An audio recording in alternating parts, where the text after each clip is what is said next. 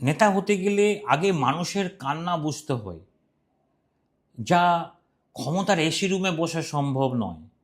আজ আহ, গভীরে এই বিষয় নিয়ে আলোচনা করব। নমস্কার সালাম, আমি মোস্তাফিজুর রহমান, একজন পলিটিক্যাল স্ট্র্যাটেজিস্ট।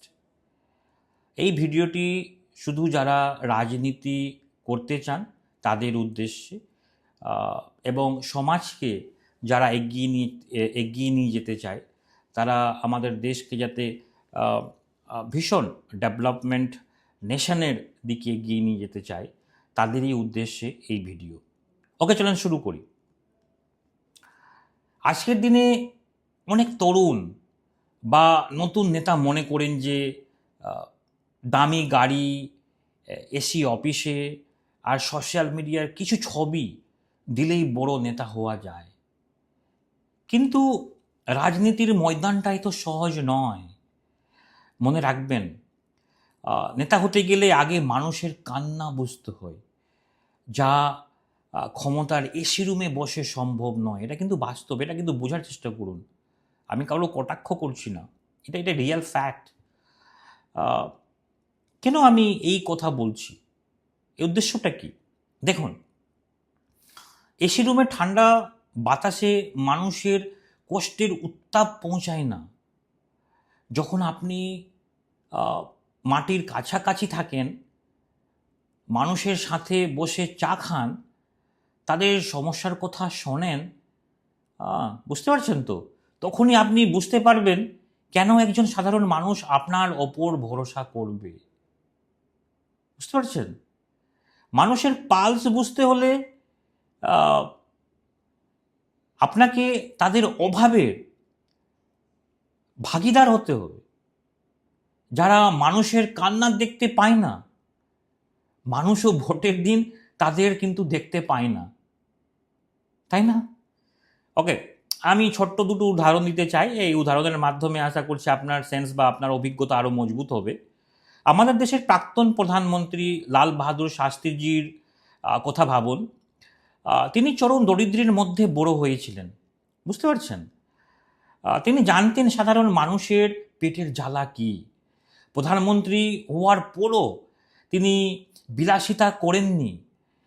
যখন দেশের খাদ্য সংকট দেখা দিল, তিনি এসি রুমে বসে হুকুম দিতেন না বা দেননি তিনি সেই সময়। বরং তিনি নিজের এক বেলার উপবাস করা শুরু করেছিলেন এবং দেশবাসীর অনুরোধ করেছিলেন তিনি মানুষের কান্না বুঝতে বলেই সাধারণ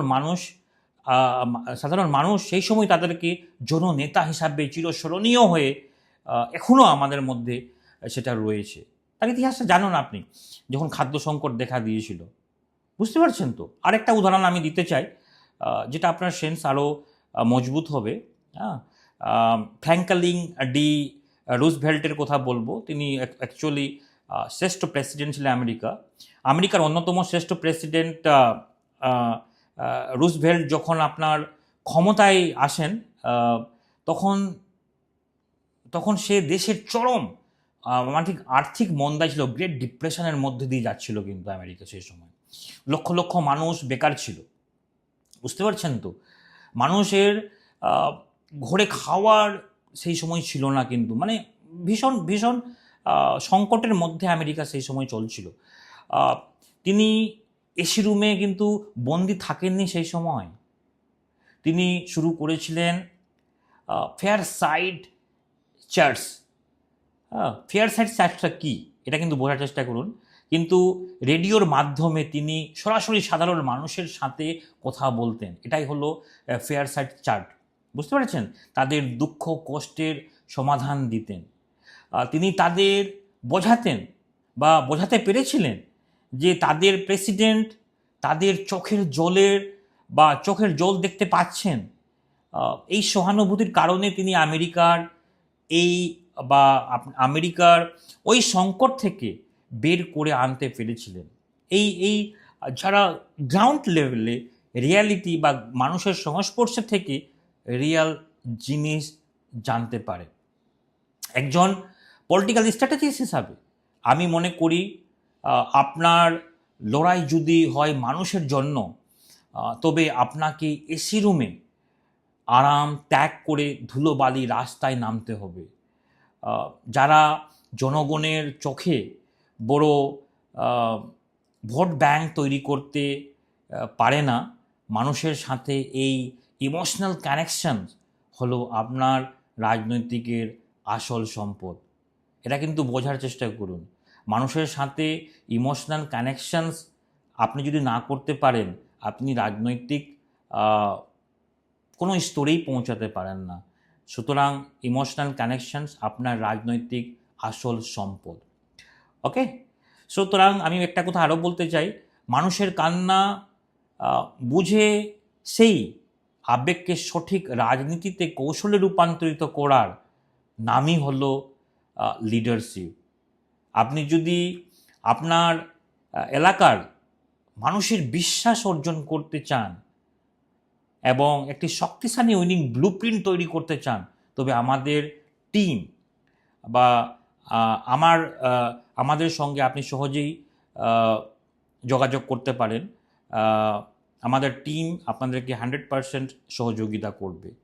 পঞ্চায়েত হোক বা মিউনিসিপ্যালিটি, বিধানসভা এবং লোকসভা, যে কোনো স্তরে যারা রাজনীতি করতে চান বা যে কোনো রাজনৈতিক দল আগামী নির্বাচনে জয়ী হওয়ার লড়াইয়ে নামতে চান, তারা আমাদের সাথে সরাসরি যোগাযোগ করতে পারেন।